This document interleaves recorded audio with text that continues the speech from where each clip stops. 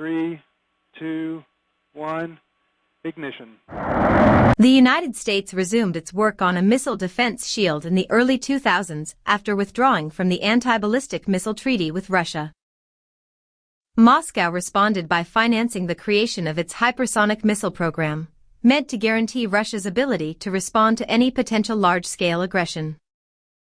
The Pentagon plans to spend nearly $18 billion for the development, production and maintenance of a new class of missile interceptors to defend the United States against North Korean and Iranian missiles, Bloomberg has reported, citing defense contractor figures.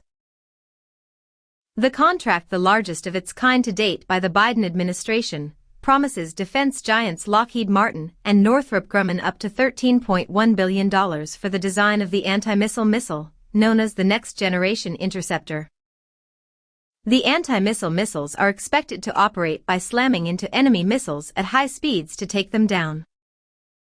The winner of the contract to build the missiles will be selected after a critical design review by the military and is expected to build up to 31 of the new interceptor missiles, including 10 for testing purposes, for a total price tag of about $498 million apiece. The review is expected to be completed by 2026.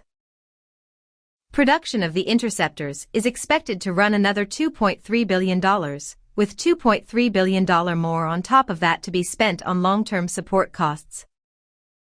The missiles are expected to be stationed in Alaska and used by the Missile Defense Agency when fielding begins in 2028.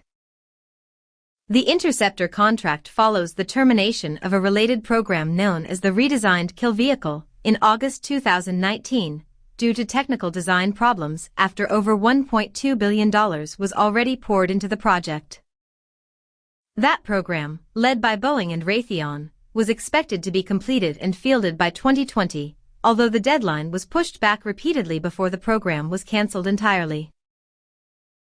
Iran and North Korea are known to be armed with a range of long-range ballistic and cruise missiles.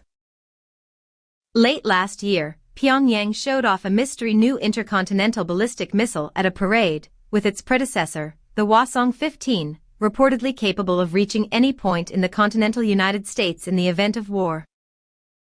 Earlier this month, a pair of U.S. and South Korean think tanks warned that North Korea could amass up to 242 nuclear warheads and several dozen ICBMs by 2027.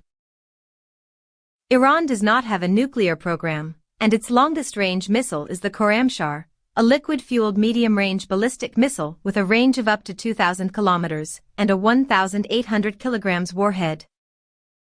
The Islamic Republic depends on the size and variety of its missile arsenal to guarantee defense, amassing an arsenal of thousands of short, medium and long-range ballistic and cruise missiles capable of striking both U.S. allies and the many U.S. bases dotting the Middle East. The size of North Korea's military budget is unknown.